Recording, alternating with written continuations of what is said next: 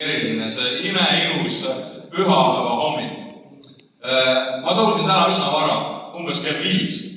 Oleme seal Alari ja Kairi suvekodus ja läksin välja jalutama ja lihtsalt nautima seda imeilusat päikesetõusu ja linnulaulu ja seda nii värsket lõhna, mis on selles looduses.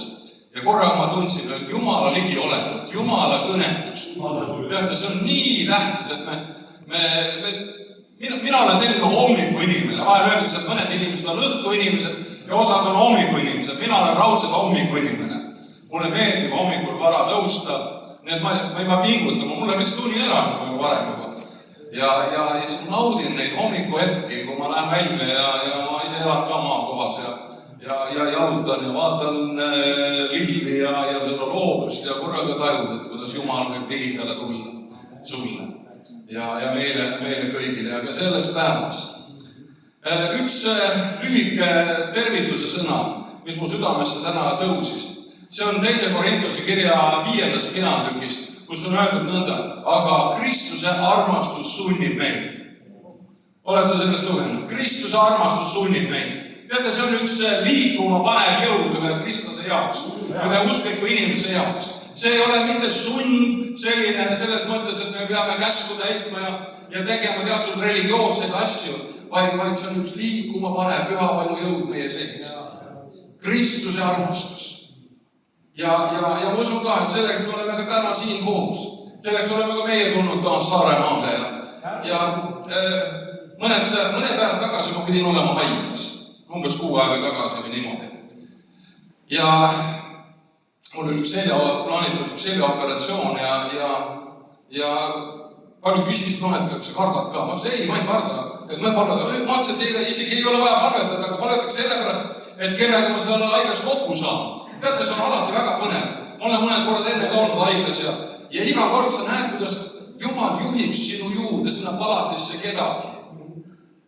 Kellele sa saad olla nagu õnnistuseks ja kasuks. Ja seekord ma läksin sinna ja mu voodinaaber oli üks selline üsnagi tunnustatud ärimees. Tal oli olnud 7 firmat ja ta ütles mulle, Viljar, tead, et mul on piisavalt kõike küllalt. Aga mida tal ei olnud? Ta ei võtnud jalgu alla. Ta oli minust 20 aastat noorem.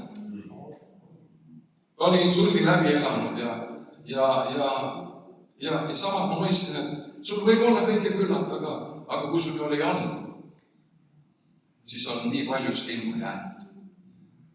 Ja kui me hakkasime rääkima, hakkasime vestlema ja rääkisime usuasjadest, rääkisime Jumalast, Jumala plaanist, siis korraga ütlesid, et ma olen üsna usukauge inimene olnud.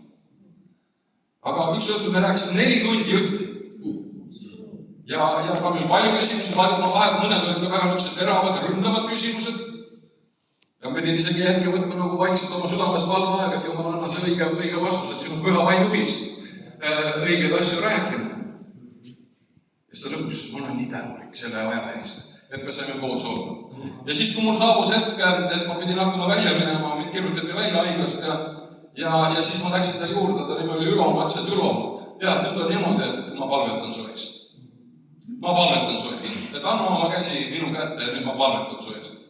Ja siis ta vaatab mulle niisuguse natuke küsiva ja natuke niisuguse naljake näoga otsud, no kui sa teisiti ei saa, siis palveta.